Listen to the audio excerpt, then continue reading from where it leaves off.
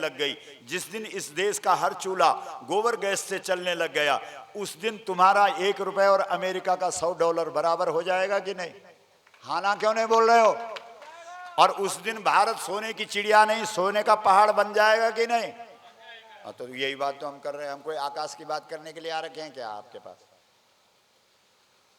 जब हम राम कथा सुनाते थे, लोग कहते थे महाराज ये राम जी कैसे हैं, तो हम कहते थे नीलाम भुजश्यामल कोमलांगम। लोग कहते थे महाराज राम कैसे, हम कहते थे नीले आकाश की तरह। बोला आकाश तो बहुत दूर है, तो हम कहते थे राम जी भी बहुत दूर है। अब तो हम धरती की बात कर रहे हैं, गाय की बात कर रहे हैं। गाय तो धरती है। बोलो, इसलिए हमने मांग रखी, बहुत ध्यान से सुनो, ये आर्थिक मांग है हमारी। अगर आप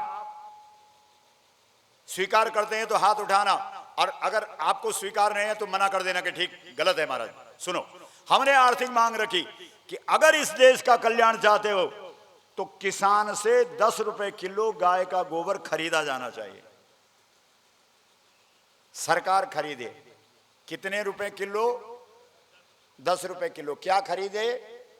और जिस दिन किसान को 1 किलो गोबर का 10 रुपए मिल जाएगा, उस दिन किसान गाय को बाजार में छोड़ेगा? बोलते क्यों नहीं हो? बुंदेलखंड की गौएं सड़कों में घूमेंगी, कोई गाय प्लास्टिक खा करके मरेगी, कोई गाय कूड़ा कचरा में तुमको खड़ी मिलेगी। अगर आज शाम को मान लो तुम्हारे मिर्जापुर वालों की बात सरकार मान ले, मान लो, अच्छी कल्पना करने में क्या जा रहा है कि विंध्यवासिनी का आदेश है और सरकार को सुमति आ जाए, मान लो, और आज रात को 8 बजे ब्रेकिंग न्यूज चलने लग जाए कि 3 दिन के अंदर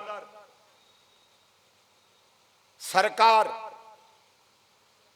10 रुपए किलो किसान से गोबर खरीदेगी, तो 3 दिन के अंदर पूरी सड़कों वाली गौएं सब गांव में पहुंच जाएंगे कि नहीं? किसान लोग रात रात को ट्रैक्टर पर भर भर करके गायों को वापस ले जाएंगे कि नहीं? बोलते क्यों नहीं हो? मिर्जापुर वालों को गौशाला बनाने की जरूरत रहेगी? मतलब ही नहीं भाई। उसकी कीमत दिलाओ ना जो कीमती है।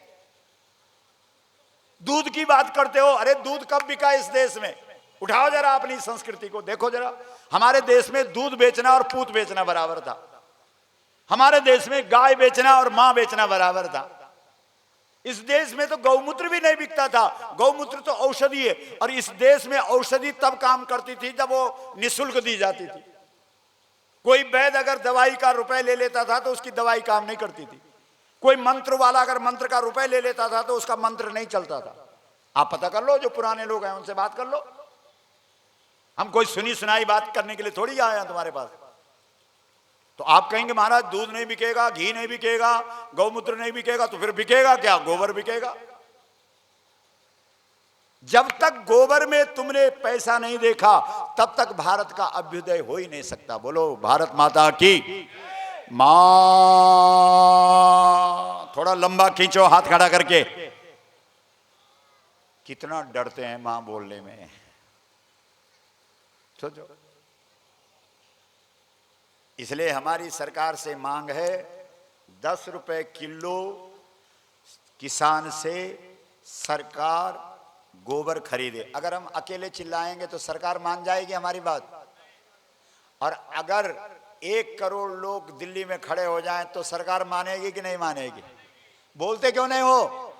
आज तो इसलिए अब कसम तो तुमने खा ही ली है।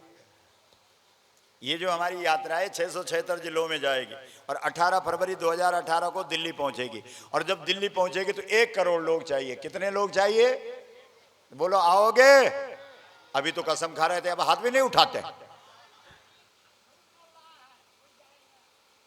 तो जो झूठ बोलेगा उसका हाथ काम नहीं करेगा। सीधी बात है, सच कह रहा हूं। हमारी कथा में राम कथा बोल रहे थे तो एक भाई शराबी था, उसने हाथ खड़ा कर, सच कह रहा हूं आपको, ये व्यासपीठ है विंध्यवासिनी, आज 7वां नवरात्रा है और गौ माता और विंध्यवासिनी तो हमारी इष्ट है, क्योंकि हम गाय को इष्ट मानने वाले लोग हैं और विंध्यवासिनी गाय है। तो एक ने हाथ खड़ा कर दिया, बोला गुरुजी आज के बाद शराब नहीं पीऊंगा। राम कथा चल रही थी।